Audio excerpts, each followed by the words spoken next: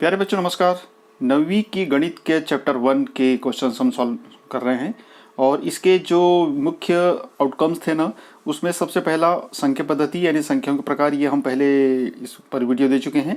और जो इसका दूसरा लर्निंग आउटकम है अपरिमेय संख्या यानी इरेशनल नंबर। माफ कीजिए, यहाँ पर गलती से रेशनल नंबर लिख दिए हैं, ये इरेशनल नंबर है।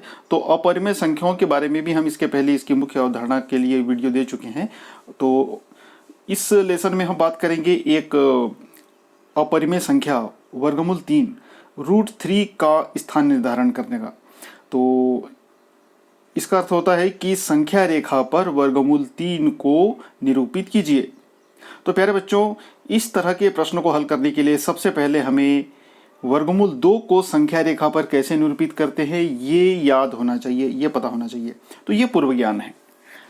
तो इसको कैसे करते हैं एक बार जरूर देखें, और हम इस बात को भी देखेंगे कि इस प्रश्न को करने के लिए, अर्थात किसी भी अपरिमेय संख्या जो वर्गमूल 2 हो, 3 हो, वर्गमूल 5 हो, तो ऐसी संख्याओं को संख्या रेखा पर निरूपित करने के लिए कौन से पूर्व ज्ञान की आवश्यकता पड़ती है। तो सबसे पहला तो यह है कि √2 को कैसे रिप्रेजेंट करते हैं ये पता होना चाहिए। और इन सब के अलावा ये जो हमारे मैथमेटिकल बॉक्स होता है ना, इसमें इतनी सारी चीज़ें होती हैं। स्केल होता है, सेट स्क्वायर होता है, डी होता है और ये प्रकार होता है। इन सब चीज़ों की आवश्यकता पड़ती है। तो इनकी मदद से हम कुछ जरूरी काम करते हैं, जैसे लंब खींचना। एक किसी बिंदु पर एक किसी सरल रेखा पर लंब कैसे बनाएं यानी परपेंडिकुलर।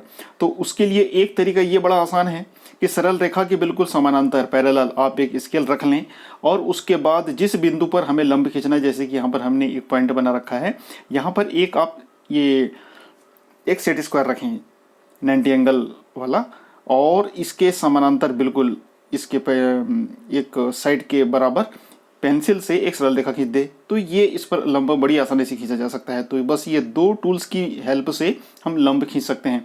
इसी तरह एक दूसरा तरीका और है डी की मदद से, अर्थात चांदे की मदद से। तो चांदे पर हम जो इसका जो बिंदु होता है उसके बिल्कुल सेंटर पॉइंट पर रखें और 90 अंश के कोण को चेक करते हुए और सबसे ऊपर में एक बिंदु लगाएं और इस डी को हटाने के बाद में एक सीधी सीधी सरल रेखा खींच दें। तो इस तरह ये दो तरीके बड़े आसान हैं जिससे कि हम किसी भी बिंदु पर, किसी भी सरल रेखा की किसी बिंदु पर एक लंब रेखा खींच सकते हैं। तो ये दो जानकारी होना बहुत आवश्यक है। और इन सब के अलावा जैसे हमने पहले बात किए थे कि वर्गमूल 2 को संख्या रेखा पर कैसे निरूपित करते हैं ये हमें पता होना चाहिए।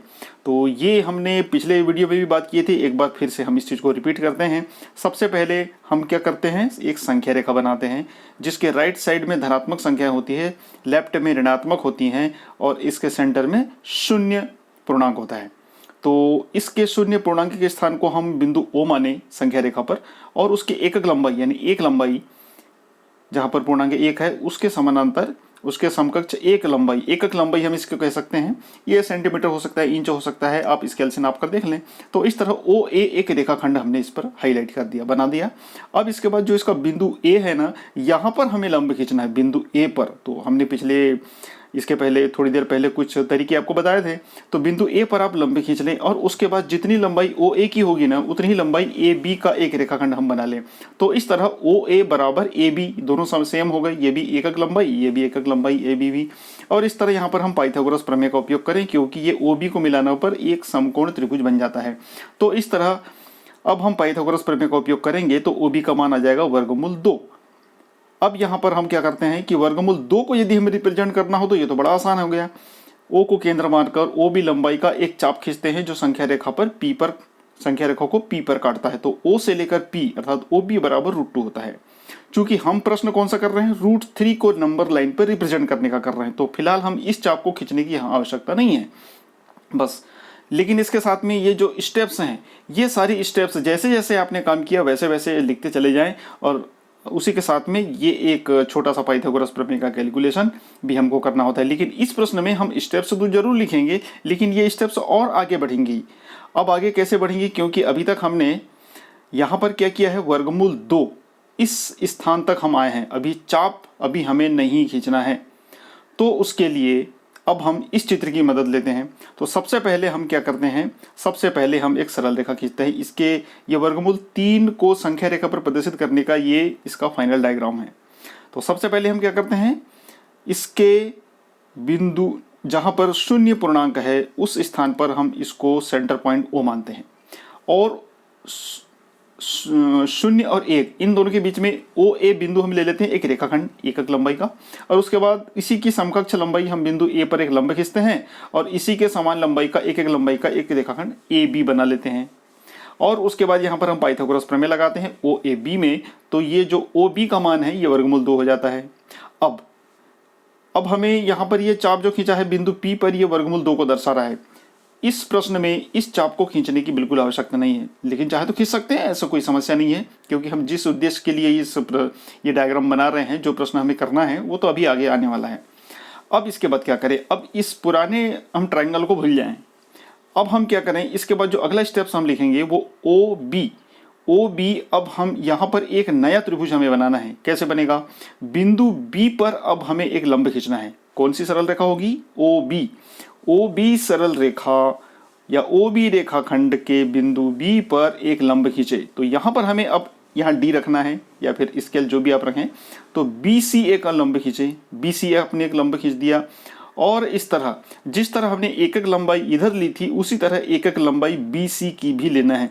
लेकिन यहाँ ध्यान रहे, जैसे कि हमने पहले त्रिभुज बनाया था, जितना इसका आधार था उतनी ही इसका लंब लिया, लेकिन यहाँ ऐसा नहीं करना है। यहाँ पर क्या करना है हमें, वर्गमूल 2, ये तो है OB, लेकिन जो BC होगा ये एकक लंबाई का ही होगा। अब इस तरह एक त्रिभुज ये बनता है कुछ, इस त्रिभुज को यदि हम घुमा दें तो OB की लंबाई है वर्गमूल 2 और BC की लंबाई होगी एकक लंबाई। अब ये जो समकोण त्रिभुज बना है, इस समकोण त्रिभुज में अब हम पाइथागोरस प्रमेय लगाएंगे। तो इस तरह आधार का वर्ग धन लंब का वर्ग हो जाएगा और ये बराबर होगा कर्ण के वर्ग के। तो इस तरह ये जो OC रेखा इस त्रिभुज का जो हाइपोटेनियस है अर्थात कर्ण है, ये √3 होगा। या फिर इस डायग्राम में हम देखें OC, ये कुल लंबाई √3 है यानी वर्गमूल 3 है। अब ये जो सरल रेखा है, ये जो रेखाखंड है OC, इसकी कुल लंबाई है वर्गमूल 3। तो O को केंद्र मानकर OC लंबाई का एक चाप अब हम खींचेंगे। तो ये चाप इस संख्या रेखा को Q पर काटेगा। तो O से लेकर Q तक की दूरी वर्गमूल 3 होगी। जिस तरह O से C तक की दूरी कितनी है, वर्गमूल 3, उसी तरह O से Q तक की दूरी वर्गमूल 3 होगी। तो इस प्रश्न में हमने उस जो इसके पहले हमने प्रश्न किया था वर्गमूल 2 को संख्या रेखा पर प्रदर्शित करना, उसका भी इस्तेमाल किया और साथ में हम लगातार बढ़ते चले गए। तो प्यारे बच्चों, इस तरह के प्रश्न करने हो जिसमें वर्गमूल 2 को संख्या रेखा पर प्रदर्शित करना हो, वर्गमूल 3 को करना हो, वर्गमूल 4 की तो आवश्यकता पड़ती नहीं क्योंकि उसका मान 2 होता है, तो हम इसको पूर्णांक के रूप में आसानी से प्रदर्शित कर सकते हैं, वो परिमेय संख्या है। लेकिन इसके बाद वर्गमूल 5 की बात आती है तो हम इसी को लगातार आगे बढ़ाएंगे। वर्गमूल 7 की बात आती है तो उसी को लगातार आगे बढ़ाएंगे। तो बस ये इस तरह एक पूरा का पूरा एक सर्पिल आकार एक डायग्राम ये बनता चला जाता है और इसके सारे स्टेप्स भी लिखने हैं। और जहाँ तक पाइथागोरस प्रमेय की बात है, तो इस प्रश्न को करने के लिए हमें 2 बार पाइथागोरस प्रमेय के आधार पर कैलकुलेशन करना पड़ेगा, क्योंकि शुरुआत तो हम यहीं से करेंगे ना। तो पहले त्रिभुज OAB के लिए पाइथागोरस प्रमेय का यूज़ किया, फिर हम रचना लिखेंगे, फिर सेकंड टाइम फिर पाइथागोरस प्रमेय का यूज़ करेंगे और उसके बाद फाइनली OC का जो मान हम निकालेंगे और फिर चाप खींचेंगे। तो प्यारे बच्चों, ओवरऑल इस प्रश्न के लिए ये डायग्राम होगा। इसके अलावा ये सारे स्टेप्स होंगे, लेकिन इसमें कुछ स्टेप्स आगे बढ़ेंगे। पाइथागोरस प्रमेय के आधार पर कैलकुलेशन हमें 2 बार करना होगा, पहले OAB त्रिभुज के लिए और फिर OBC त्रिभुज के लिए। तो इस तरह हम अब चाप जब खींचेंगे तो अंतिम रूप से OQ का मान हम निकाल लेंगे। OQ √3 है, अर्थात जो बिंदु Q है वो वर्गमूल 3 को प्रदर्शित करता है। तो इस तरह ये इस प्रश्न को बड़ी सावधानी से आप अपने पास मैथमेटिकल जो बॉक्स है आपके पास वो रख लें और इस प्रश्न को बार बार करके देखें, क्योंकि इसमें ज्योमेट्रिकल स्किलनेस की भी आवश्यकता है, पाइथागोरस प्रमेय के ज्ञान की भी आवश्यकता है, लंब कैसे खींचा जाता है इसकी भी जरूरत है। तो ऐसे बहुत सारी चीज़ें इसमें आनी चाहिए, तब जाकर इस अपरिमेय संख्या को हम संख्या रेखा पर प्रदर्शित कर सकते हैं। अब इसके बाद इस तरह की जो छोटी अपरिमेय संख्या है, इनको संख्या रेखा पर तो हम बड़ी आसानी से प्रदर्शित कर लेते हैं, लेकिन इसके अलावा यदि बड़ी संख्या हो तब क्या, उसके लिए हम आगे जरूर इसकी बात करेंगे एक्सरसाइज के आधार पर। तो इस तरह हम ये देख रहे हैं कि इस तरह की संख्याओं को संख्या रेखा पर प्रदर्शित करने के लिए हमें इन सारी बातों का ध्यान रखना है। तो अगले लेसन में मिलते हैं, अगले वीडियो में मिलते हैं। So thanks for watching this video, stay tuned with us. जय हिंद।